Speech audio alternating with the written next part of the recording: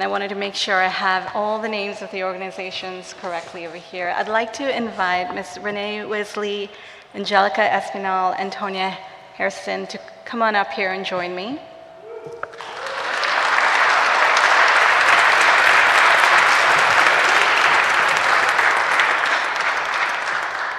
And just a brief introduction to each of them.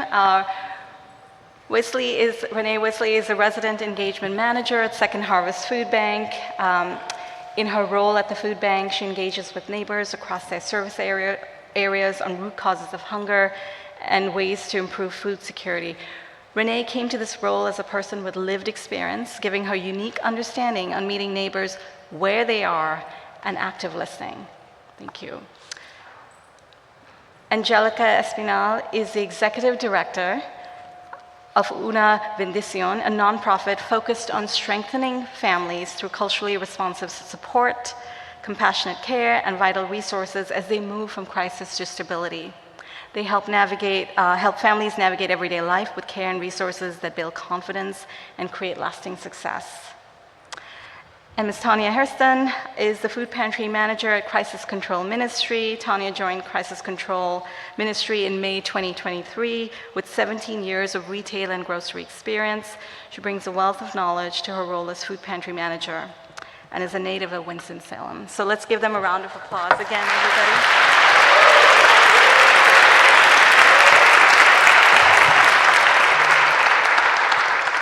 So I'm going to try and do some logistics things here and move the chair up here and move this out of the way, but just a brief overview. I'm going to pose 3 questions to them, and we've talked before and sort of, brainstormed together, and these are the questions that seem most pertinent both to what I was talking about earlier as well as the work that they do. So one of the first questions I wanted to pose to our panelists is about power, funding, and voice. And the specific question is this: how do funding structures or board governance or political climate shape what you can or cannot say or do as an organization? And then when those constraints arise, what strategies have you used to push back, negotiate, or retain your values? So that will be the first question, and I'll let any of you take it away, whoever wants to go first. Well, hey, y'all. So let me just go ahead and preface. I'm not on the phone. I took notes. I wasn't going to remember, and I ramble. So just to save y'all some time. So for this answer, I'm just going to read it, and then I'm going to try to look up every few minutes. So traditional funding structures seem to be looking for a certain change or outcome in a certain amount of time, and that makes resident engagement kind of difficult, because usually that time is just enough time to start like scratching the surface of building relationships and building trust. We usually are just getting started, and then they're like, oh, no, it's time for a report. And our boards also have a kind of difficult time understanding the methodologies of community engagement, because they're also used to an input and an output by a certain amount of time. And the politics, little p and big P politics. They make it even harder because sometimes they impose restrictions that make it harder to reach our intended population. So it's even harder to do the work. And here's where the sun shines. I personally am thankful that Second Harvest can kind of sidestep some of that political drama by just sticking to our mission. Our mission is everyone deserves to eat. And so we do that by working with our community partners to increase food security across our network. It makes it a little easier because we can explain to our board that A plus B doesn't always equal C. This is more algebra than arithmetic for us, because sometimes we don't know what the variable is that's going to make it hard for us to build trust in this area, but we do know that we have to build trust before we can actually do the work of resident engagement. It's not just, oh, you gave me some money, so I'm going to go to this neighborhood and just do this thing, and then I'm going to give you all these great reviews. It's not that at all. It's, you gave me this money, now I have to go to the community and ask the community, what is the best way to use this money? And sometimes we have to ask that on the forefront and say, hey, it's great that you have this grant and it sounds really good, but it doesn't fit for any of our 18 counties, any of the communities. Nobody wants to do the thing that you said you have money for, so we just have to pass on it. And a lot of places don't do that. They just take the money and then like kind of, I remember a lady that I used to work with called it grant chasing. Second Harvest doesn't have to do that, and I'm grateful that we don't because it makes it easier for me to do my job.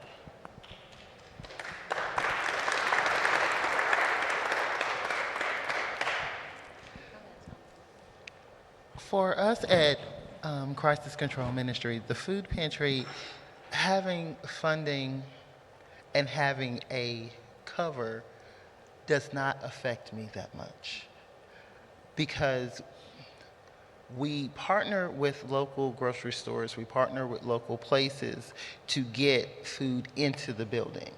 I have the access of making sure that I take the best quality for us.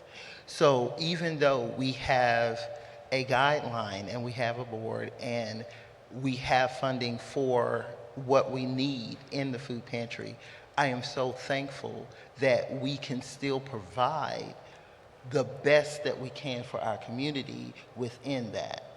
Asking for more, though, that's when those hoops and hurdles start. We will get into, last year I wanted to do a garden. That in the urban setting that we were in was never thought of. We've been open for 53 years and that has never been even a thought. So selling that had to be me standing in front of our board and saying, this is what we need, because I know that I get donations, but this is secondhand donations. This is not fresh produce for people who live in food deserts. So I want to provide something that is fresh and now, not old and I'm tossing this, so here you go. We needed to treat people, because Crisis Control's ministry is we treat people with love, stewardship, honor, respect. So if I'm treating them that way with the food pantry, then I need to give them the best that we have, not giving them just something to say that we've done something. And that was really a passion for me. So I have been in front of our board for several things that I wanted to start there, such as our healthy food demos or our financial classes. Yes, I had to go to them, but when I explained it and our mission as Crisis Control Ministry, I was within our mission, so we did not have a whole lot of problems. Thank you for sharing that. Please.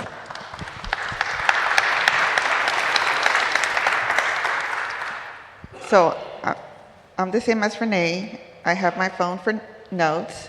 And also, when we talk about, food insecurity, I don't want to get emotional. So I want to make sure that I stick to, the notes.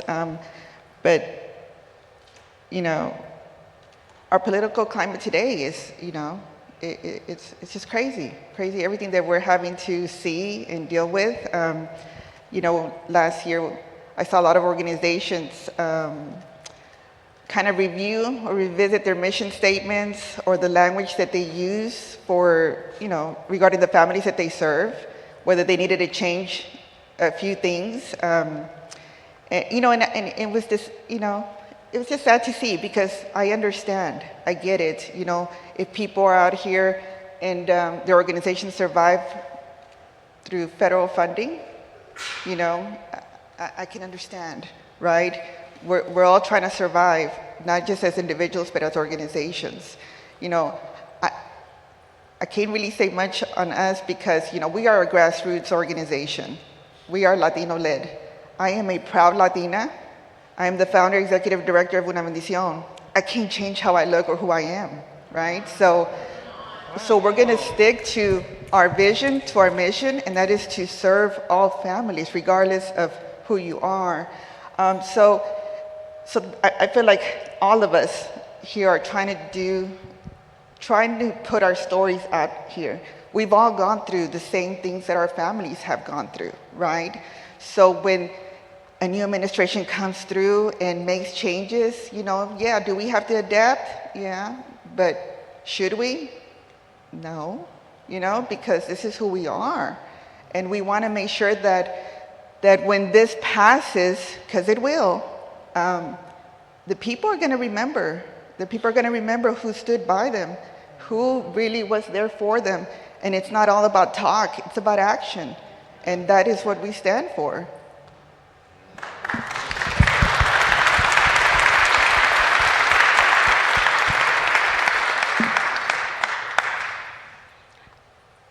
I guess I was wondering about, the three of you all spoke a little bit about political climate or things you can or cannot say. Are there any particular examples that come to mind where you felt that constraint or restraint? Oh, Lord. That list that came out of the words that this current administration did not want to see in grant applications, or it would threaten federal funding. A lot of the work that I do is in marginalized communities. So there are words on that list like woman and child and black and brown. I'm black, so how do I even talk about myself without saying black? You know what I mean? And that list scared me. It really did, not because it threatened the funding for the work that I do, but Second Harvest we give out TFAP food, which is federal food. We cannot afford to lose that food for our communities. So if that means that I have to figure out another way to describe the work that I'm doing, then I have to figure it out, because I don't ever want to jeopardize somebody putting food on their table. And I also don't want to jeopardize my own self. Like, I still have to be me. Yeah. So I can't go out into the community and change so much to fit a mold that I'm not me anymore, because I still have to, I got to face my children. It's not even anymore that I have to face myself. I have to face my children, and they know the work that I do because they're often with me doing the work.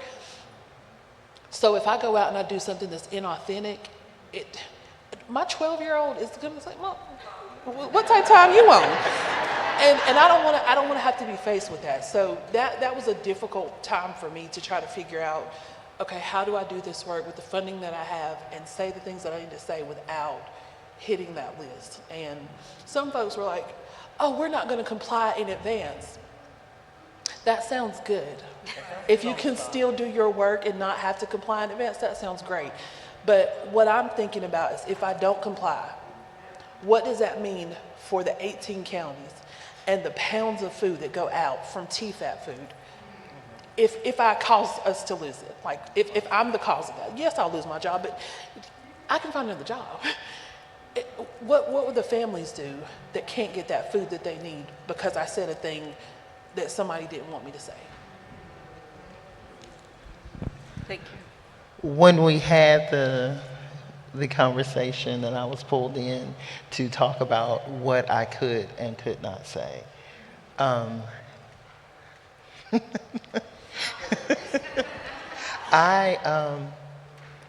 the biggest thing that I said, I was never hired to be anyone but who I am. And my pushback to the conversation was this: my customers expect me to be me. However, if I need to comply because I don't want to not be there for my customers, I'm asking for grace, because I cannot change who I am today for what you want me to be tomorrow. That's not me. So has it been a process? I have a list, and I will pull it out from time to time just to be like, okay, I can go to the next person, because we have funding, we have an executive board, we have those things, and complying is not an option. Complying is a rule. So have I had to change who I am completely? Absolutely not. But I do work within the guidelines that I need to work through, because at the end of the day, I'm still going to be, same thing as Renee, I'm still going to be there for my customers. I'm still going to be there to fight the fight.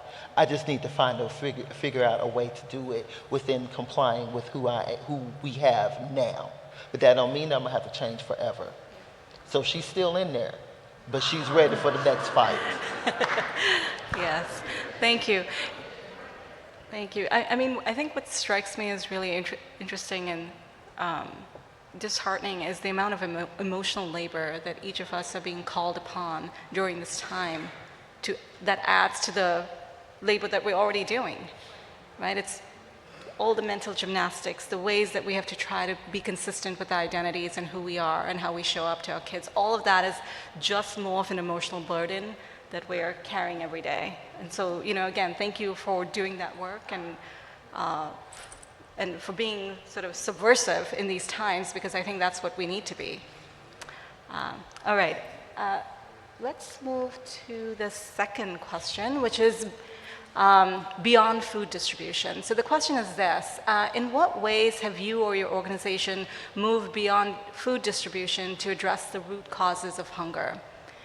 In keeping with the conference theme, food and the common good, how do you understand this work as advancing food justice and the common good?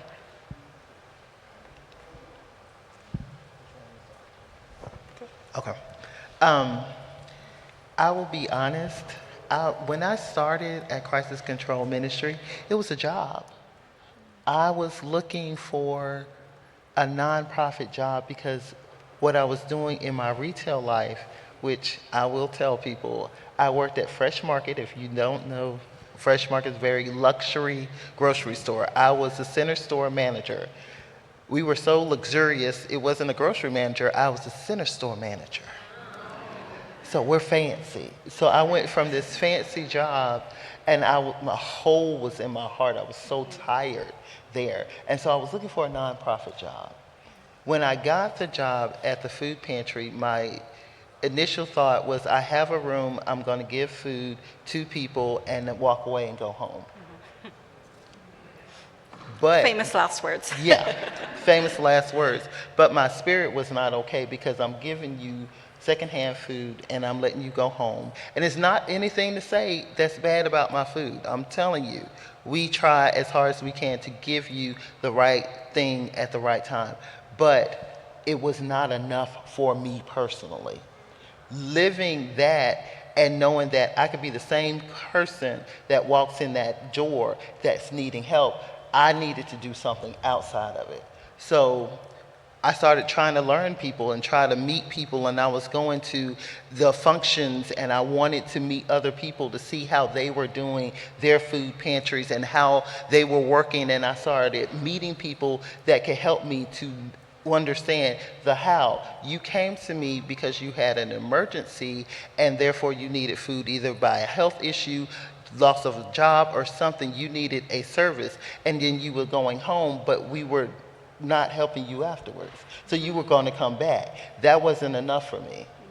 That needed to change. So we started with healthy food demos. The healthy food demos was, I'm getting somebody to come in and show how my customers how to eat better.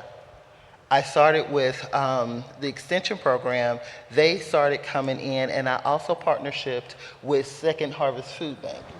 They have a nutritionist that they started coming in, and it was bi-weekly, and we would cook with our neighbors. So my customers would come in and we would cook the food that would come into our food pantry. This was nothing outside of it. This is how to prepare the food that you're getting in a healthy way so you can eat healthier and you will not stay in crisis. Because the more that people were coming in, they were choosing the same things that they knew before. I need to change your way of thinking. I don't want to see you back. I want to see you healthy. I give everyone my card to tell them, call me back and let me know how you're doing after that heart attack, how you're doing after this stroke. I want you to be better, and I want you to be healthier. I have certified clients that come twice a month. We eat healthier. I've had success stories. I want to talk about them because I'm proud of these neighbors.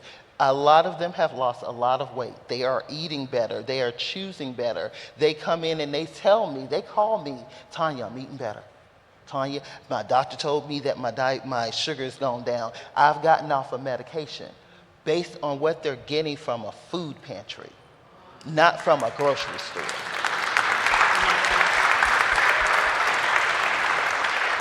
We also started financial classes. Why? Because I need you to choose better with your money. It's not that you come into a food pantry and you just walking away. I need you to do better with your money. I wasn't taught how to do right with my money. I was making bad choices. So I started the financial classes so you don't have to ask for help to get your light bill paid. So you don't have to ask for help to get your rent paid. Let's try to figure out some better practices with your money that you're getting so that you don't feel the stigma of having to ask somebody else for help. Let's get you something better. So the financial classes, and sometimes it's hard for people to talk about their financial situation. So I offer things. $100 groceries free. Come on in. I need to get you in the door. Once I get you in the door, you're going to learn something. Because I sit in those classes too, and I be like, really? Okay. Because we all need that option. We need that thing. We need to know that we can do something better. Because I don't want you to feel that you are just stuck all your life. You can do something better. Girl, I'll get you. Young man, I will get you into this place, and we'll get you something better. The garden came because we are in, where I work at Crisis Control Ministry, we're in a food desert. Most of my customers have not seen vegetables being grown. Okay, we got a garden now. So you're gonna see the fresh produce. All the fresh produce that's gonna be done is gonna come straight to you. I take people outside to see the garden. My vision is that I will have little areas for our customers to have their own little part where they can grow their own, and to start classes so people can learn how to grow. We do everything raised beds, so you don't have to have a place to have a garden on your own. No, we can do a raised bed. We can do a recycled bin. You don't have to have what the trappings are. We can figure out how to grow some fresh produce anywhere at any time. So what I want to have for my customers, my neighbors, somebody that is right here needing some form of help, is to feel dignity, to feel respected, and to know that they are loved and that they should not have any shame, because we're going to give you some things that's going to help you be better moving forward. Love that. Thank you.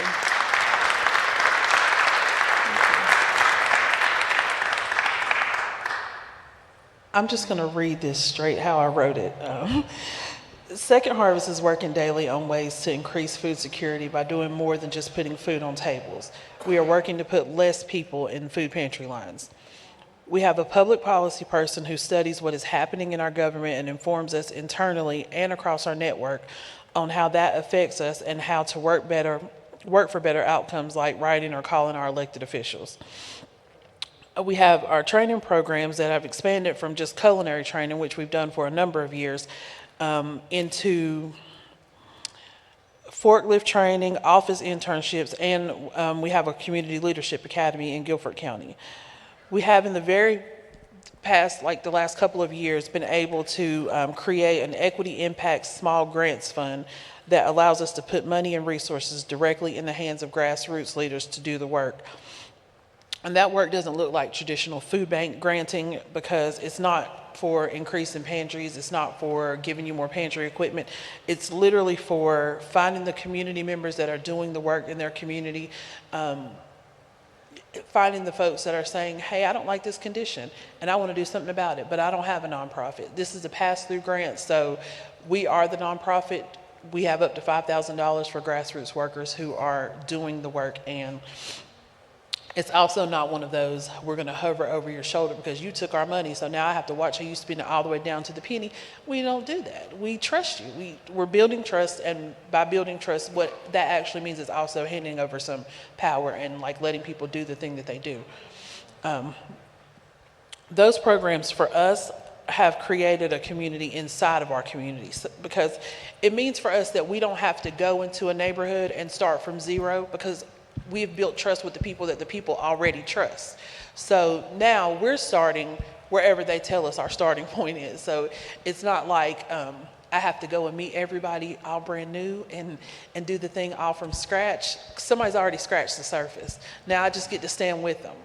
And when they want me to be a part, then I be a part. And when they need me to step back, I step back and let them do their thing. And that just gives us the opportunity to do more in community and do more for the people that we are trying to serve than just say, hey, come to this pantry and get a food box or whatever. Another big thing that we do, we promote client choice in our pantries.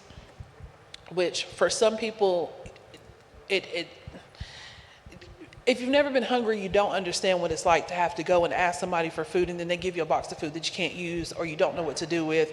Or I don't eat pork and there's ham in the box and now I'm like, well, what am I supposed to do now? Because I got a box of food, but I still can't eat. I'm still hungry.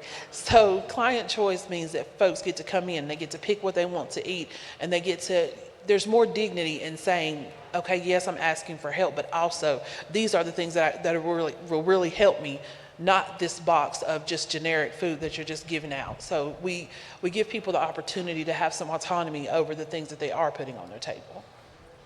Thank you, Renee. Thank you. Angelica? So, when we started Una Bendicion, we started with, just a vision of, hey, we want to help our communities. We want to make sure that we're listening and are offering something that is going to help and benefit our families. We started out of a garage. We didn't have any money. We had two partners at that time that was helping us with food, and that was an organization in High Point, City Serve, and then the incredible organization, Crisis Control, that was helping us with that. When we opened our doors to 45 families, and that was just word of mouth, right? But we took that opportunity to actually talk to the families. When they came, we did surveys, we spoke to them, and we asked, what do you want to see? What is it that you need, right? Because food is tied down to everything, right? If we're tired, we're working, we don't get to eat, how do we feel? It affects our lives, right? So you imagine those people that don't have that option. Hunger, going through hunger, it's just, sometimes it's just what they have to go through, right? Because they don't have the resources and the support that they need. So when we started it, Una Bendicion, I wanted to make sure that we were listening. We didn't want to create programs, anything. We didn't want to create anything that we felt that, yes, this is what they would like. No, we wanted to hear it directly from them that this is what they wanted, right? So with that, our food pantry, it grew. We opened a community center upstairs. We partnered with the health department. We have an initiative that's Wellness While You Wait, and it's been incredible. So those that had the opportunity to visit our site yesterday, we were able to share a little bit, and you were able to see our space, and I hope that you enjoyed it because we love sharing where we started and where we are today in such a short time. But we bring we want to make sure that the families are not coming just to stand in line and receive food, right? This is an experience for them. This is an opportunity for them to meet other people, right? To be able to talk to other people who are going through similar things. So what we do is that we offer Zumba for our families while they wait. So let me go back.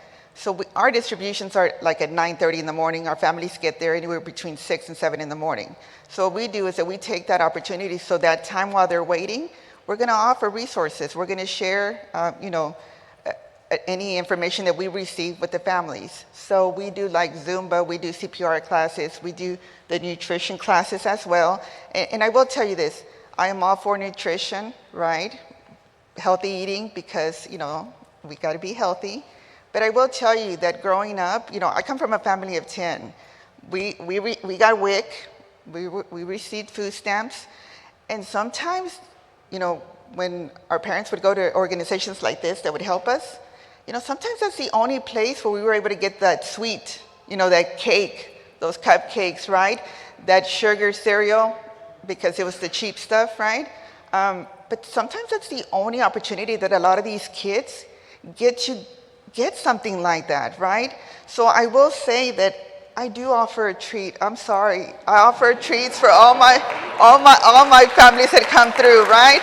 Because I know what that's like, right? And I have a sweet tooth too. So and then I have one volunteer that brings toys. So when the families come, every kid is getting a small little toy, and that's just something that this volunteer enjoys doing. So I feel like really blessed, to be able to, not just offer support and services because, this is what we're doing for the common good, right?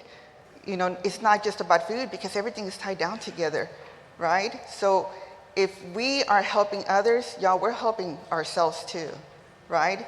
We want to make sure that everybody's on the same level of understanding of, what it is to not go hungry, right? That is one thing that we should not have to worry about, that we have, that we don't have food on our table. So that's why I am incredibly grateful to be partnered with Second Harvest Crisis Control, because there's so many great individuals, so many great organizations out here trying to do so much good, and we need to work together. We need to collaborate, right?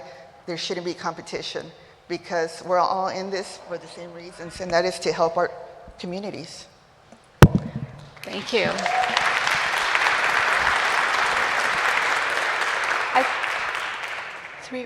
We only have about 3 minutes left, but also a shout out to Angelica, because you have also a free library in the food pantry, which Yes, so the families that come, they can grab books, and they are bilingual, and some are just Spanish and English, and anybody that comes through, they can grab books and take them home as well.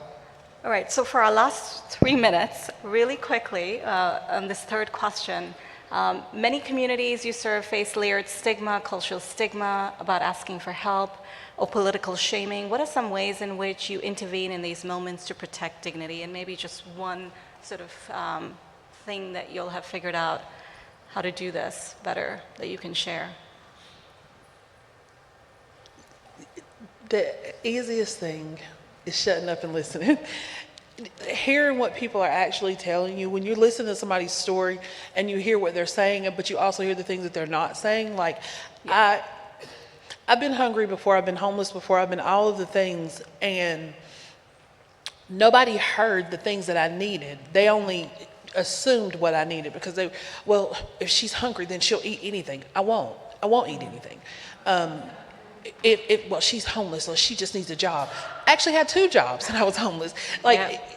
Don't assume what people need. Just hear them and listen.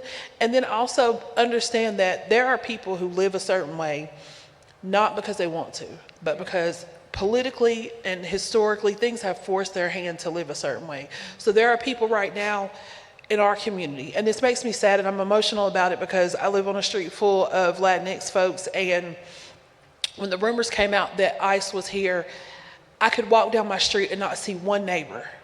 That hurts my heart, because I'm used to seeing, most of my neighbors are related, and I'm not saying that as a stigma, they really are. And they come out, they're out. There's a little old man who picks up all the cans on the street, and he puts them in a bag and he goes to collect his can money. And there's a little old lady who has chickens, and her chickens run up and down the street. And for like a week and a half, there was no noise, there was no chickens, there was no cans being picked up. That hurts to see people not being able to live their life to the fullest because some political regime says these people aren't deserving. And if we don't listen to what people tell us, and we don't listen to what the things that people are not saying to do our work, then what we're doing is basically helping that regime make people feel like they don't deserve. Absolutely. And thank you. I don't want to be a part of that. Thank you. One point from you, Angelica. Say transparency and trust is big for us. If I say I'm going to do something, I'm going to do it, right? And thank you for Renai for talking about the community and stuff, because that is one of the biggest things for us, right? We wanted to make sure our families felt safe in our place. And I will tell you that with this immigration, thing that was happening, immigration fear is not new. That is something that's been, ongoing. The difference is the way we're being treated today. And so, that's really hard to see. But I will say that even with all that's happened, we built a place where people can laugh, can be with other people, enjoy themselves. And our numbers have actually grown. We've actually seen more people come through. And one of the things that I hear from our families is, Angelica, he goes, we're gonna get out. He goes, we wanna live. He goes, if something happens, then it's gonna happen regardless if I'm here or at home or at the store. So, you know, it breaks my heart, but at the same time, you know, I can see how strong our community is, our people are, and they're not gonna stand for it. And I love everybody that stood for our people, right? Because when the immigration thing happened in Thanksgiving, where they were here in Charlotte and they're moving across the state, we saw sadness, but at the same time, man, we saw the incredible supportive community of people like you guys that came out and stood up for our community, and that is great to see, and we know that we're not alone. Thank you. And Tanya, you have the last 10 seconds. I tell people to come to my corner store. So I listen, I hear, and I treat you like you are my friend. So for my certified clients that come twice a month, that's my family. Hey girl, how you doing? Have you been eating right? What's going on with you? Tell me how the children are. If it's someone that is new coming into the food pantry, hey, how are you doing? How are you doing today? Let's talk about it. What's going on with you? Asking questions, and then I listen. And I treat everybody, and the way I train any of my volunteers, you treat everyone with respect. That's it. That's my 10 seconds. Respect. I love that, and that's a good note to end on. Thank you, everybody, and let's give them a round of applause again.